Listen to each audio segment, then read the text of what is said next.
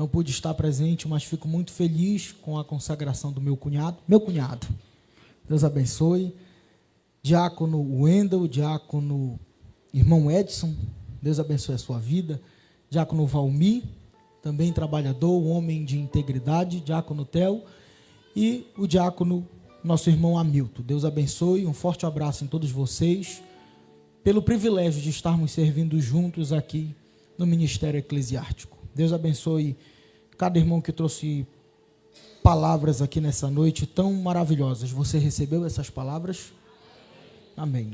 Palavra de Deus é palavra de direcionamento. Amém? Abra sua Bíblia comigo, livro de Salmo, de número 15.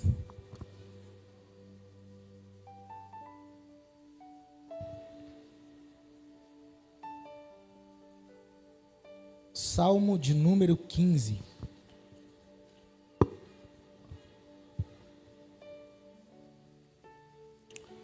Diz assim a palavra do Senhor: Senhor, quem habitará no teu tabernáculo? Quem poderá morar no teu santo monte? Aquele que vive com integridade, que pratica a justiça e de coração fala a verdade. Aquele que não difama com sua língua, não faz mal ao próximo, nem lança injúria contra o seu vizinho, aquele que a seus olhos tem por desprezível ao que merece reprovação, mas honra os que temem ao Senhor, aquele que jura e cumpre o que prometeu, mesmo com prejuízo próprio. Aquele que não empresta o seu dinheiro com usura, nem aceita suborno contra o inocente. Quem age assim não será jamais abalado. Amém, irmãos? Salmo de número 15 é um salmo escrito por Davi. Davi, em todo o livro dos Salmos, é um dos maiores autores que existem. Quando você lê o Salmo de número 15, você pode dividi-lo em 3 partes. A primeira parte é o versículo de número 1. A segunda parte é o versículo de número 2 ao versículo de número 5. E a terceira parte é o final do versículo de número 5, do qual ele diz que quem age assim jamais será abalado. Quando você inicia lendo o verso de número 1 desse capítulo, ele começa com uma pergunta. E a pergunta é: quem habitará no teu tabernáculo? Quando eu leio esse texto e busco a fundo entender o que significa tabernáculo, eu preciso retornar aos primeiros livros da Bíblia Sagrada e entender a relação de tabernáculo e templo. Quando você lê Gênesis, capítulo de número 5, versículo de número 24, do qual Deus falava, a Bíblia diz que Deus andava com Enoque. Quando você lê Gênesis, capítulo de número 3, versículo de número 8, dizendo que na viração da tarde, quando o vento estava frio e Deus andava com Adão, eu vejo no capítulo de número 6, versículo de número 9, Deus andando com Noé, e a Bíblia dizendo, a partir do capítulo de número 12, que Abraão é amigo de Deus. Nessas referências eu vejo um Deus que andava com o homem, um Deus que andava com Adão, um Deus que andava com Noé, um Deus que andava com Enoque, andava com Abraão e com todos os outros. Mas Deus apenas andava com o homem. Nunca se ouviu falar até então um Deus que habitava no meio do seu povo. No passado, Deus costumava andar, até que, no versículo de número 27, do capítulo de número 9 de Gênesis, uma profecia surge, e Noé vai dizer que na profecia, o Senhor Deus habitaria na tenda de Sem, que Deus habite nas tendas de Sem. Do versículo de número 27, do capítulo de número 9 para trás, é Deus andando com o homem. No versículo de número 27 desse capítulo, é uma promessa surgindo: Deus vai habitar no meio do seu povo. Em Êxodo capítulo de número 25, versículo de número 8, surge o primeiro sinal, a primeira manifestação, o primeiro desejo da parte de Deus, falando com Moisés daquilo que ele queria que fosse feito. E o que é que Deus queria? Deus chegou para Moisés e disse: Moisés, então farão um santuário, um tabernáculo para mim, para que eu possa habitar no meio do meu povo. Deus era acostumado a andar, agora habitar é totalmente diferente. Deus tinha o hábito de andar com os homens, mas a partir desse texto de Êxodo, capítulo de número 25, é Deus manifestando o sentimento de: eu não quero apenas andar, eu não quero ter transitoriedade, eu não quero estar hoje e voltar amanhã, eu não quero vir hoje, depois de alguns dias voltar novamente, não. Eu quero viver, eu quero habitar, eu quero estar perto, eu quero ter relacionamento. E o texto diz, irmãos, o versículo de número 8, que Deus quer que o santuário seja feito, não para o homem, mas para Deus. Deus não está pedindo para Moisés dar uma ordem ao povo, para que um templo, um tabernáculo seja feito, para que um homem pudesse tomar de conta e viver lá. Não. Quando esse texto é lançado na Bíblia, o texto demonstra que Deus deseja um templo como esse, não apenas para a congregação estar acolhida, mas que o próprio Deus habite nesse lugar. Tanto prove, irmãos, que a palavra santuário significa Mikedash, lugar de área internamente fechada e separada para uma manifestação especial da parte de Deus. Santuário é lugar santo, tabernáculo, um lugar humilde comparado às riquezas do Egito. Deus falou para Moisés o seguinte: Moisés, lá no Egito existem templos e santuários destinados à idolatria e deuses pagãos, mas faz o seguinte, não precisa criar algo grandioso, eu quero apenas um tabernáculo, mas que nesse tabernáculo a minha manifestação aconteça de verdade, nada de idolatria, nada de falsidade, nada de método humano, não. Que todas as vezes que Deus se manifestasse com a sua Shekinah no tabernáculo, de fato seja a glória, o poder, a unção e a presença de Deus no meio do seu povo. Então eu posso te dizer com toda certeza que quando Deus manifesta a sua glória dentro da sua casa, não é artimanhas humanas para que o povo seja impactado. Quando Deus manifesta a sua presença no meio do seu povo, é sinal de que verdadeiramente existe um ser divino, poderoso, eterno, grandioso, exaltado sobre todas as coisas. Se lá no Egito existe falcatrua, invenções, cópias, aqui não. No tabernáculo existe presença de Deus. Fala para o povo, Moisés, que eu quero um lugar para eu habitar no meio do meu povo. Moisés constrói esse lugar. E o lugar construído não foi na cidade. O lugar construído não foi no Egito. O lugar construído não foi em uma área verde. O lugar construído foi no deserto. No deserto Deus manifestava a sua glória. No deserto Deus manifestava o seu poder. No deserto Deus manifestava a sua presença. No deserto Deus direcionava o povo. No deserto Deus cobria o povo com a nuvem quando estava muito quente e acolhia com fogo quando estava muito frio. No deserto Deus estava com seu povo. O primeiro sinal de habitação era o tabernáculo. Deus deixa de andar com o homem e passa a habitar com o meio do seu povo. Passa o tempo de Moisés, passa o período dos juízes. Então vem a segunda habitação de Deus. A segunda habitação de Deus é um templo. Um templo é totalmente diferente do que um tabernáculo. Um tabernáculo é feito com madeira, algumas peles de animais, algumas cordas para esticar e amarrar a tenda, porque Deus andava de tenda em tenda. Mas agora, no período dos reis, quando Samuel é levantado profeta e o rei Davi tem o desejo de construir um templo ao Senhor, é nesse período que Davi começa a querer levantar um templo ao Senhor Deus. Logo, no primeiro livro das Crônicas, capítulo de número 29, versículo de número 1 em diante, nós vamos ler. Coloca para mim, por favor. Primeiro livro das Crônicas, capítulo de número 29. O versículo de número 1 é a manifestação do sentimento de Davi. E o texto diz, irmãos, que o rei Davi disse a toda a congregação: Salomão, meu filho, o único a quem Deus escolheu, ainda é moço e inexperiente, e esta obra é grande, porque o palácio palácio não é para homens,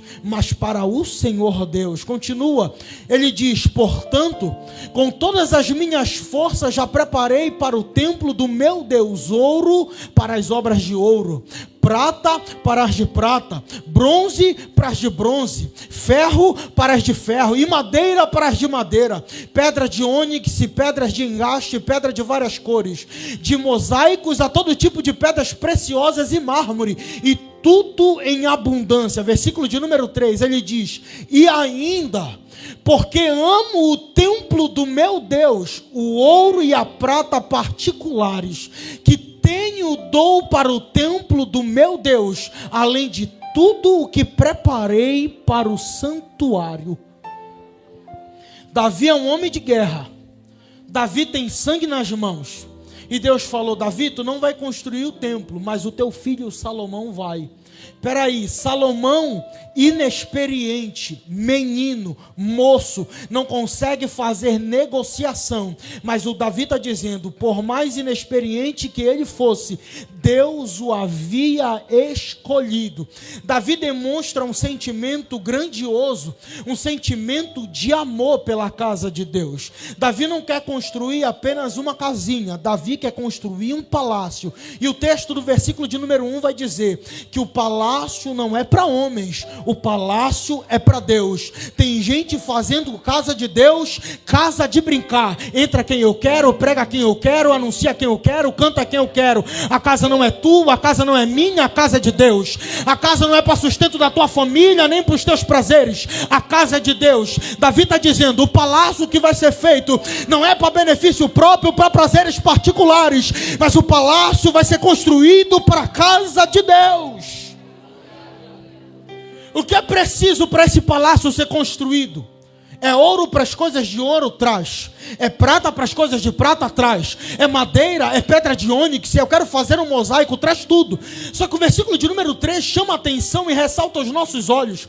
Porque um homem que tem poder aquisitivo, bélico, econômico e social está dizendo o seguinte: eu já tenho ouro, eu já tenho prata, eu já tenho madeira, eu posso construir o templo. Mas ele vai dizer no versículo de número 3: e ainda, porque eu amo o templo do meu Deus, dou da minha particularidade ainda mais, para que o templo fosse levantado. É muito fácil ser generoso com as coisas dos outros. Eu quero ver você ser generoso com as coisas que você tem. Davi está dizendo: já entregaram ouro, já entregaram prata, já fizeram doações. Se ele quisesse parar a obra, ele pararia ali. Mas ele disse: não, eu tenho condições de dar mais, eu tenho condições de ofertar mais. O que eu quero te dizer nessa noite é o seguinte: não é quanto tu pode dar e nem quanto tu pode fazer, mas a qualidade da intenção do teu coração. Se é tudo que tu tem, entrega ao Senhor, mas faz de melhor.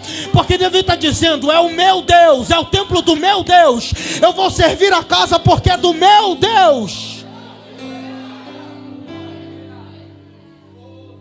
A palavra, irmãos, amar no hebraico significa ratissar.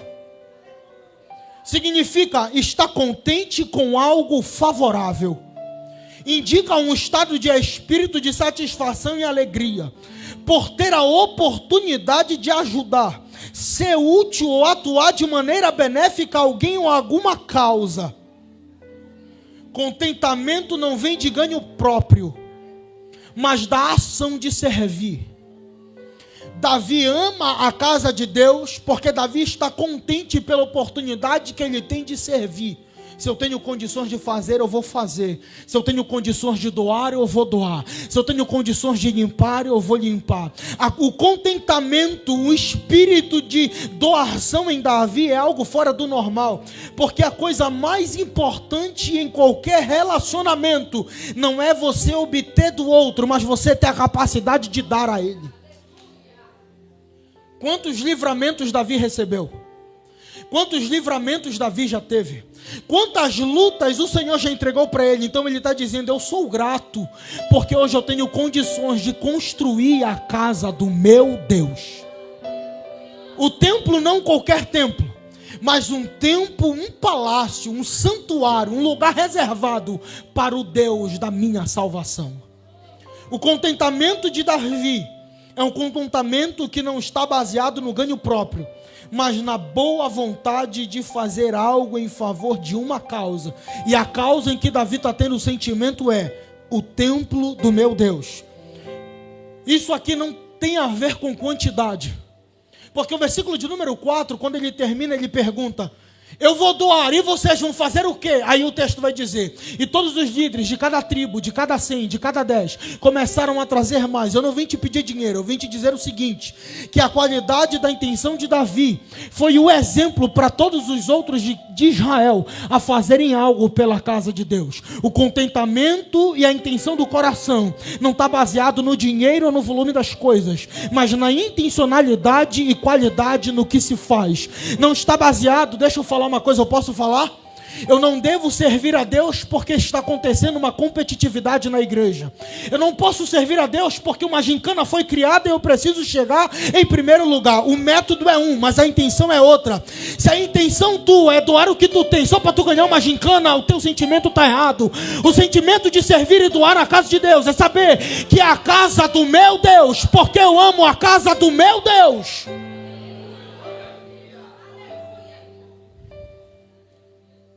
A ideia de Davi aqui não está baseada no eu vou limpar porque ninguém limpa. Eu vou servir porque ninguém serve. Eu venho abrir a igreja porque não tem ninguém para abrir. Motivação errada. Eu limpo porque é a casa do meu Deus. Eu participo da dinâmica porque é a casa do meu Deus. Eu sirvo porque é a casa do meu Deus. Eu venho para o culto porque é a casa do meu Deus. Eu não vou sujar a cadeira porque eu dou meu dízimo e o dízimo que está sendo invertido é meu, não. Eu não sujo, eu não bagunço porque é a casa do meu Deus. Eu não toco porque eu quero aparecer. Eu toco porque é a casa do meu Deus. Eu não vou preparar uma mensagem para eu me promover na sociedade e na igreja. Eu prego porque é a casa do meu Deus. É a intenção do teu coração. Quem é que está disposto a amar a Deus de verdade? Será que existe alguém disposto a amar a Deus verdadeiramente? Como posso dizer eu que amo a casa do Senhor e quando alguém te pede ajuda você nega? Só porque você não vai com a cara de fulano e de ciclano. Ei, é a casa do teu Deus. Eu sirvo porque é a casa do meu Deus. É aqui que Deus fala contigo. É aqui que Deus intercede por ti. É aqui que tu recebe a tua bênção. É aqui que a glória desce. É quando tu chega quebrado e Deus renova as tuas forças. É na casa do meu Deus.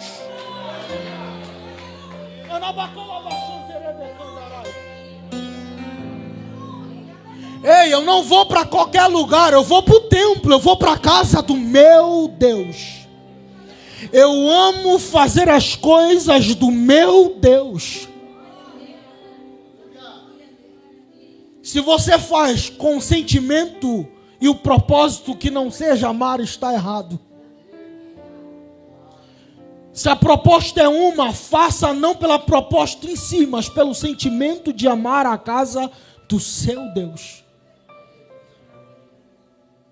No Antigo Testamento tinha tabernáculo e templo.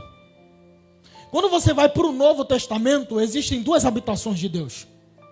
A primeira, João capítulo de número 1, versículo de número 14, o verbo se fez carne, habitou e tabernaculou, Deus encarnado, Cristo Deus, Deus habitando em Cristo, Ele sendo a expressão exata do Senhor Deus. A terceiro tipo de habitação de Deus, irmãos, é Cristo.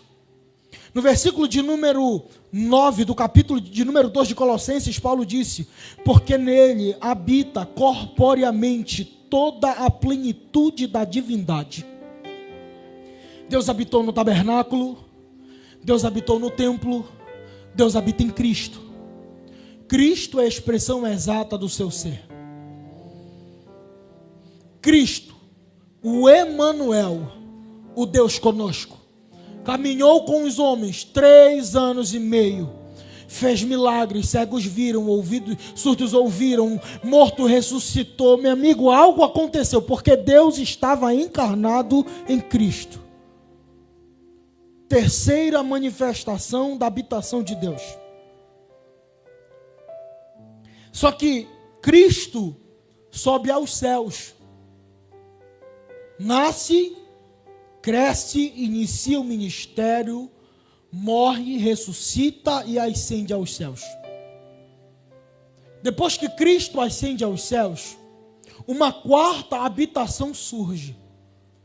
Habitação essa chamada igreja. A igreja é a quarta habitação de Deus. Mas Deus não habita meramente nos corpos físicos dos crentes, mas na igreja que é o seu corpo. Esta habitação é diferente. Efésios capítulo de número 2, versículo de número 20 em diante, Paulo vai dizer o seguinte, coloca para mim por favor, Efésios capítulo de número 2, versículo de número 20. Edificados sobre o fundamento dos apóstolos e profetas, sendo ele mesmo Cristo Jesus a pedra angular. Continua, nele todo o edifício bem ajustado cresce para ser um santuário dedicado ao Senhor. Nele também vocês estão sendo edificados, junto com os outros, para serem morada de Deus no Espírito. Presta atenção o que Paulo está falando no versículo de número 20. Edificados. A palavra edificados significa epoikodomeu. Epoikodomeu tem dois sentidos. O primeiro, terminar a estrutura da qual a fundação já foi colocada. Segundo, é uma vida que é a nossa, em conformidade com a de Cristo. Paulo está dizendo o seguinte, que nós como igreja, habitação de Deus, fomos edificados na fundação que é Cristo. Algo só pode ser edificado a partir da fundação colocada.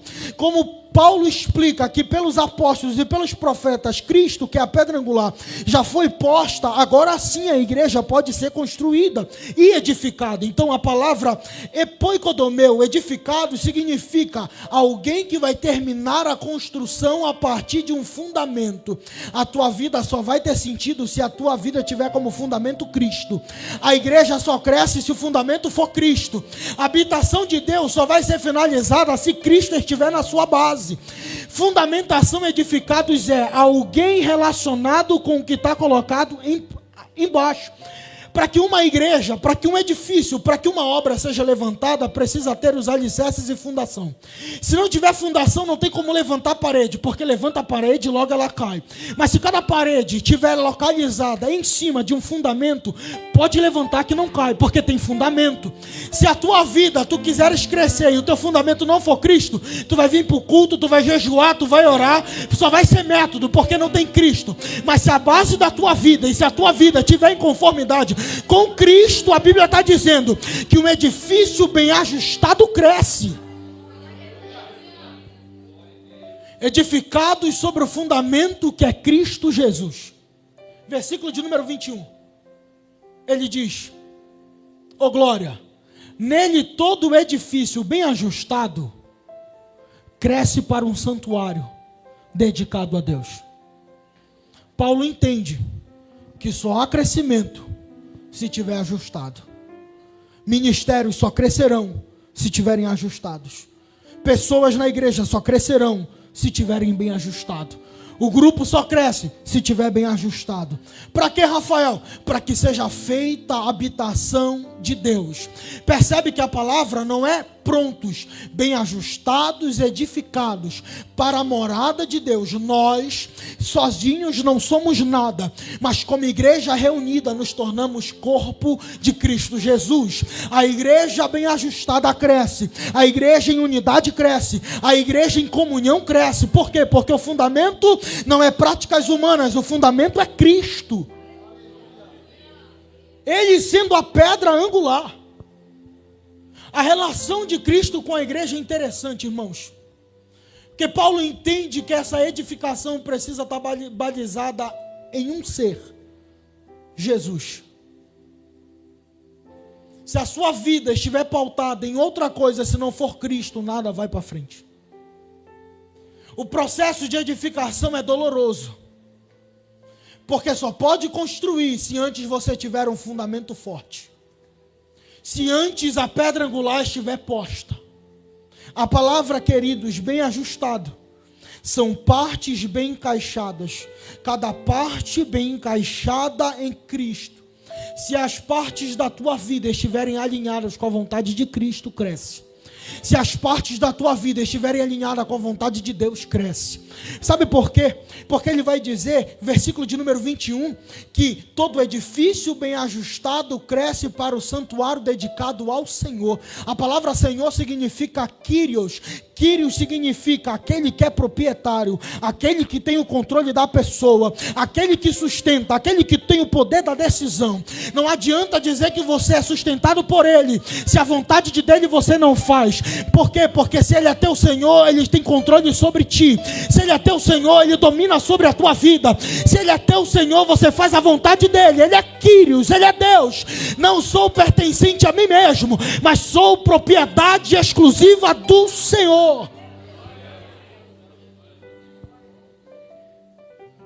A relação de Deus com a igreja é diferente. O tabernáculo era levantado, tirado e caminhavam segundo a vontade de Deus. O templo foi erguido, o sacerdócio acontecia e Deus manifestava a presença dele na tampa de um propiciatório, porque era reservado como santuário para Deus. Mas nós não somos pedras mortas. Pedro disse: vocês são pedras vivas. Pedras vivas são pedras que têm como fundamento Cristo. Se tem como fundamento Cristo, Deus não trabalha com algo inanimado, Deus trabalha com quem tem vida. A relação da edificação tem um propósito. Que propósito é esse? Habitação de Deus. Versículo de número 22, Paulo vai dizer: nele também vocês estão sendo edificados. Deus te edifica um pouquinho hoje, Deus vai te edificar um pouquinho amanhã. Estamos sendo edificados. Sabe por quê? Porque junto com os outros seremos morada de Deus. Percebe a relação de Deus com a igreja?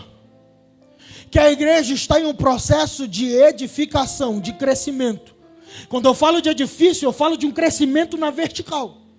A fundamento está pronto e a edificação do edifício vai acontecendo. Então percebe uma coisa, irmãos. No Antigo Testamento você tem tabernáculo e tem templo.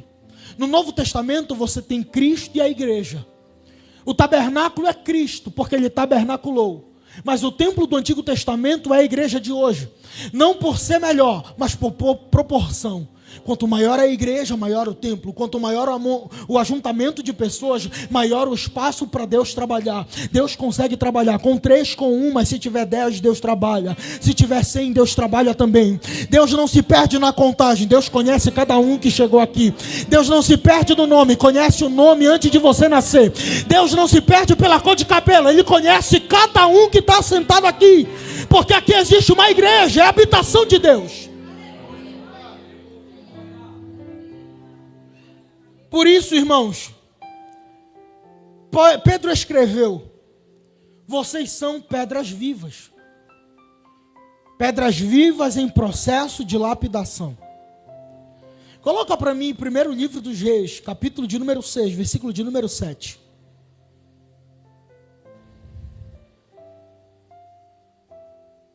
Quando Salomão estava construindo o templo, no capítulo de número 6, o versículo de número 7 diz: o templo foi construído com pedras já preparadas nas pedreiras, de maneira que durante a construção não se ouviu nenhum barulho de martelo, machado ou qualquer outro instrumento de ferro. Versículo de número 8. A porta da câmara do andar terra ficava ao lado do sul do templo, e por uma escada se subia ao segundo andar, e deste ao terceiro. Segura aí. Quando Salomão estava construindo o templo, o texto deixa evidente que as pedras que eram utilizadas para o templo não foram construídas perto do templo. A obra do templo de Salomão e os materiais que Davi deixou para ele não foram separadas em Jerusalém, mas vieram de Hebrom, vieram do Líbano, vieram de lugares circunvizinhos a Jerusalém. Porque o texto diz que na construção do templo, as pedras que eram lavradas, ou seja, talhadas, que eram cortadas, não poderia se ouvir nenhum barulho, nem de ferro, nem de martelo, nem de qualquer outro tipo de material pontudo. Por quê? Porque a ideia que se tinha era: vou fazer a obra distante, para que a construção do templo, por ser um santuário, não pode haver barulho, porque barulho é sinal de confusão, porque barulho é sinal de contenda. Então, o que Salomão na época entendia-se?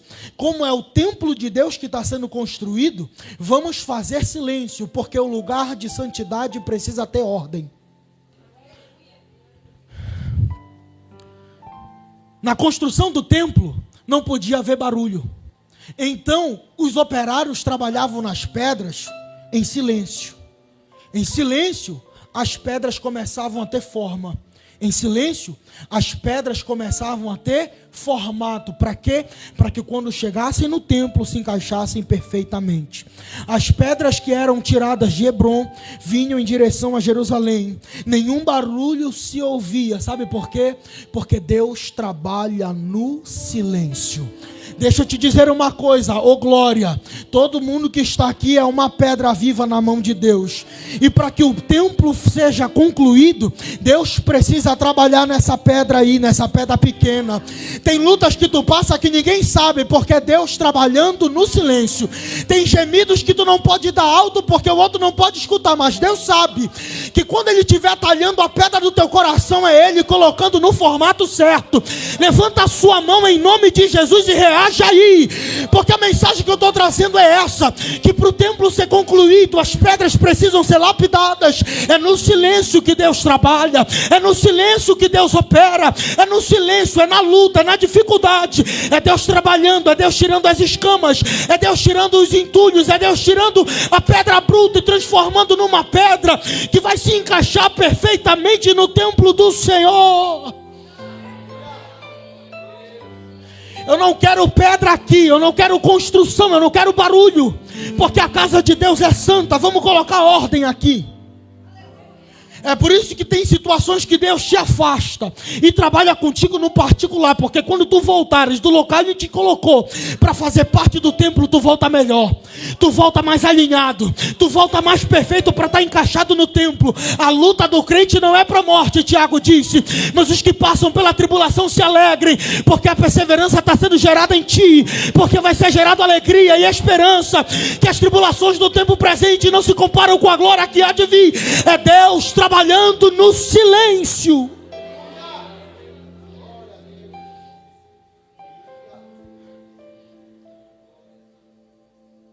O trabalho era no silêncio, pois respeitava a santidade do local. Deus trabalha no silêncio. Para que, Rafael, Deus está trabalhando na minha vida? Para que ela se encaixe perfeitamente com o corpo de Cristo. Percebe que Deus ama não mais andar com o povo. Deus ama habitar no meio do seu povo. Anamagaia sebe a sua. Pedra lavrada, irmão, é pedra que é tirada da rocha, talhada com um martelo, para que ela fique num formato ideal para fazer parte do templo. As lutas, as dores, os sofrimentos, as dificuldades, as provas, os testes, é Deus lavando a pedra do teu coração. Porque quando Ele te tirar de Hebrom e do Líbano, tu vai vir para Jerusalém. Não entendi, te explico. Todos nós estamos em um processo de edificação. O mundo para nós, a terra, é o local em que Deus está trabalhando em cada um. Porque no dia que Ele voltar para nos levar para Jerusalém, subiremos melhores, edificados, modelados, ajustados, perfeitos, íntegros no Senhor. Coloca, por favor, Zacarias capítulo de número 4, versículo de número 6. Eu já vou concluir. Zacarias disse, ele prosseguiu e me disse, esta é a palavra do Senhor a Zorobabel, não por força nem por poder, mas pelo meu espírito, diz o Senhor dos exércitos. Continua. Quem é você, grande monte, diante de Zorobabel? Você será uma planície, porque ele colocará a pedra de remate do templo em meio a aclamações. E a aclamação era, haja graça, e graça para ela. Novamente a palavra do Senhor veio a mim dizendo, as mãos de Zorobabel lançaram os alicerces deste templo, e as mãos dele vêm terminar a construção, para que vocês saibam que o Senhor dos exércitos é quem enviou a vocês. Mas o versículo de número 10 para mim, meu irmão, pois quem despreza o dia dos humildes começos, esse ficará alegre ao ver o prumo nas mãos de Zorobabel. Segura aí. Quando Zorobabel vem na primeira leva para construir um templo ao Senhor, Zacarias se levanta como profeta e diz assim, monte, quem és tu diante de Zorobabel? Monte, por definição, é um amontoado de terra. Monte tem uma elevação alta de terra. Para construir algo no monte tem que pelo menos torná-lo plano. Só que o que o profeta está dizendo é que quando Zorobabel vier construir um templo, não vai haver monte, porque um templo vai ser colocado ali. Então o texto está dizendo que o templo é melhor do que o monte, porque eu preciso tirar o monte para estabelecer um templo, uma casa de Deus. E ele vai dizer, o que és tu, ó grande monte, diante de Zorobabel, que vai te tornar em uma planície. Se ele vai tornar em uma planície, ele vai tornar uma terra plana para que um templo seja estabelecido. E o versículo de número 10 vai dizer o seguinte, não despreze o dia dos humildes começos. Tem gente que olhava para o monte e dizia assim, o que é que pode ser feito aí? Tem gente que olhava para o monte e dizia, o que é que pode ser construído aí se é um monte de terra? Só que um profeta é levantado para dizer, um dia vai ser um templo. Um dia vai ser um templo. Um dia vai ser um templo. Aí alguém olha e diz assim, o que é que pode ser feito? Só tem uma terra, só tem uma... Olha, ele tirou um monte, mas agora não tem nada, está tudo plano. Um dia vai ser um templo. Um dia vai ser um templo. Então o profeta se levanta e diz, não despreza os humildes começos. Hoje tu não prega tanto, mas é o teu começo. Porque quando o prumo estiver na mão de Zorobabel, vão ver. Antes não tinha nada, não tinha planície, não tinha plano, não tinha nada. Mas hoje o prumo está na mão. Sabe o que significa, irmãos? O prumo na mão de Zorobabel é um sinal de que algo foi erguido. Antes não tinha nada, mas hoje ele pode medir uma parede. O prumo na mão de Zorobabel existe, sabe por quê? Porque antes, quando não tinha nada, agora tem um templo, agora tem um local de habitação. Alguém vai olhar para ti e vai dizer, quem é tu? O que é que tu fazes? Não consegue nem falar direito. Não despreza os humildes começos, porque quando te ver do jeito que Deus quer, se alegrarão.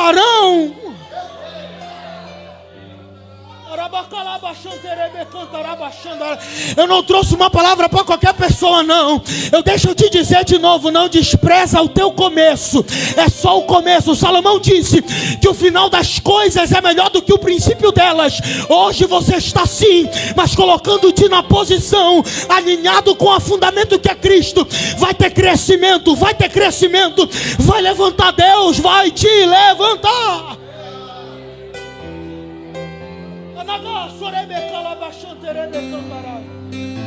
Se você recebe essa palavra, levanta a tua mão aí em nome de Jesus. Ei, levanta a tua mão aí em nome de Jesus, que eu estou trazendo aqui debaixo de uma palavra. Não despreza os humildes começos. Não fala direito, não canta direito, não prega direito, não sabe orar, mas continua. É o começo, é o começo, é o começo. O trabalho está dando uma, está dando duas, mas é o começo, é o começo, é o começo. Não despreza. Levanta a tua mão em nome de Jesus, porque a minha Bíblia diz que quando for levantado, se alegrarão, se alegrarão. A luta não é para a tua morte, mas é para verem e se alegrarem que um dia teve um começo, mas hoje está erguido, hoje está levantado, hoje está de pé, está fazendo a obra, está crescendo. É Deus, é Deus, é Deus, é Deus.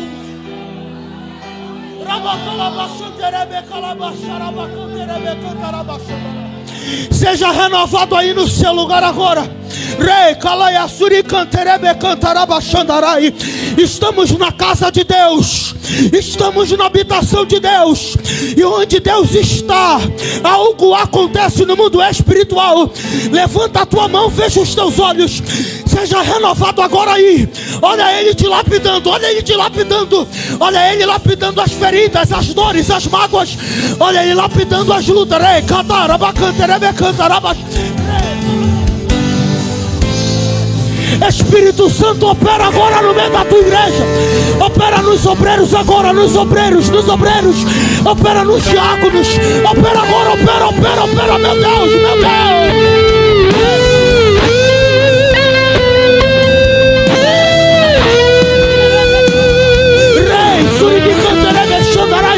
Olha o templo sendo levantado.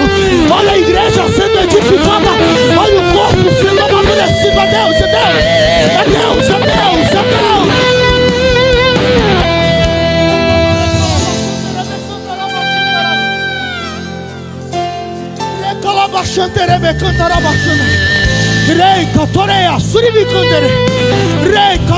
Que Deus vai te levantar mais forte.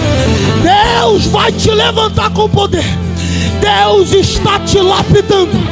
Na área que tu foi mais ferido, é onde Deus vai te usar na terra. Creia nessa palavra agora.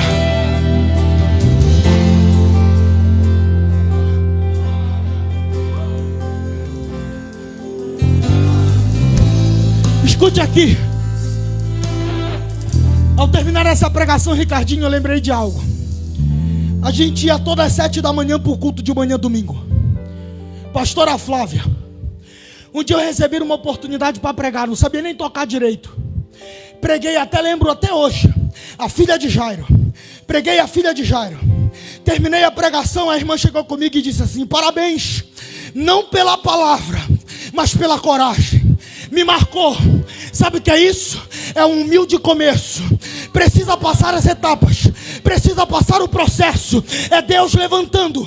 Erre se for preciso. Seja lapidado se for preciso. Mas a Bíblia está dizendo que quem anda no princípio, quem anda na obediência, nunca jamais será abalado. Deus não vai deixar que as lutas te abalem no dia a dia.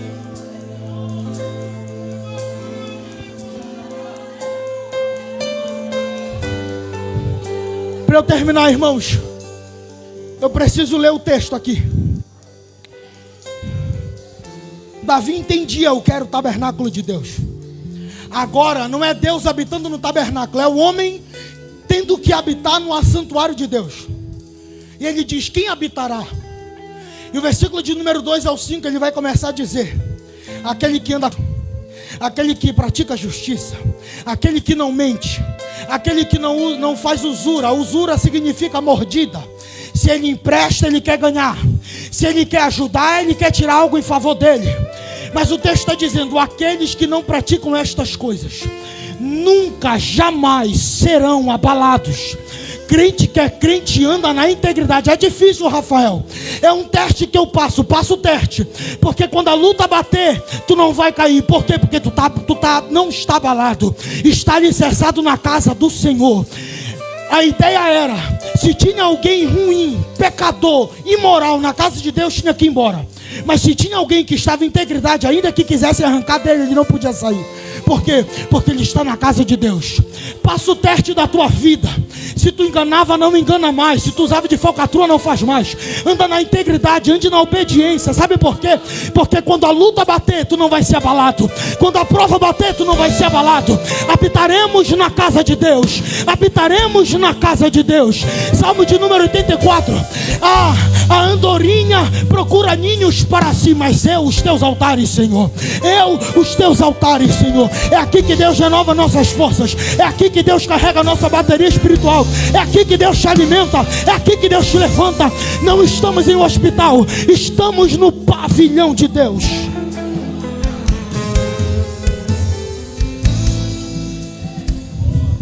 Rafael, vou usar de autoridade agora, pastor. Estou afastado do caminho do Senhor. Minha vida não está no alicerce, eu preciso voltar. Volta hoje. Volta agora. É só voltar, que quando Ele te colocar direcionado com a pedra angular, tu cresce. Cadê você para eu encerrar agora? Rafael, eu preciso voltar. Minha vida não está alinhada, minha vida está toda torta. Meu muro está quase caindo. O Espírito Santo te chama hoje para estar no alicerce do Senhor. Eu estou te chamando e vem na direção de Deus. Aleluia. Aleluia. Quebra os grilhões agora, Jesus. Quebra as cadeias agora, Jesus. Quebra os alicerces agora, Jesus. Desamarra agora as algemas, Jesus. Oh, glória. Que Deus te abençoe nessa noite, para todo sempre. Glória ao nome do Senhor. Santo é o Deus de Israel. Continue glorificando. O Senhor nos visitou mais uma vez. Glória ao teu nome, Senhor. Oh, aleluia, Jesus.